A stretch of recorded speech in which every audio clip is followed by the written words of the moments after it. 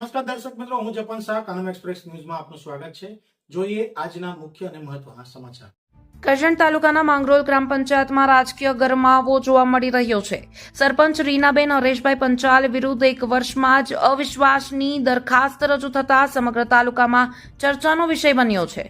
કરજણ તાલુકાના માંગરોળ ગ્રામ પંચાયતમાં 1 વર્ષ અગાઉ ચૂંટાયેલી પંચાયત હવે રાજકીય સંકટમાં સપડાઈ હોવાનું સામે આવ્યું છે.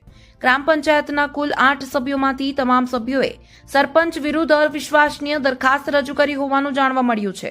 જેમાં રિયાબેન હરેશભાઈ પંચાલ સરપંચ તરીકે ચૂંટાયેલા હતા, પરંતુ ગ્રામમાં વિકાસના કામો યોગ્ય રીતે ન થતા હોવાના, વિકાસની ગતિ ધીમી હોવાના તેમજ સત્તાનો દુરુપયોગ કર્યા હોવાના આક્ષેપો સાથે આજે દરખાસ્ત રજૂ કરવામાં આવી હોવાનું સૂત્રો જણાવી રહ્યા છે. ઉલ્લેખનીય છે કે 1 વર્ષ અગાઉ યોજાયેલી ચૂંટણીમાં સરપંચ બિનહરીફ ચૂંટાયા હતા. જોકે હવે તમામ સભ્યોના વિરોધ બાદ મામલો રાજકીય રીતે વધુ ગરમાયો છે. આ સમગ્ર મામલો તાલુકા વિકાસ અધિકારી સમક્ષ વિશ્વાસની દરખાસ્ત રજૂ કરવામાં આવી છે અને હવે આગામી પ્રક્રિયા અનુસાર નિર્ણય લેવામાં આવશે. માંગરોળ ગામમાં હાલ આ મુદ્દે ચર્ચાઓનો માહોલ છે. બીજી તરફ સમાધાનના પ્રયાસો પણ થઈ શકે તેવી ચર્ચા રાજકીય વર્તુળોમાં ચાલી રહી છે.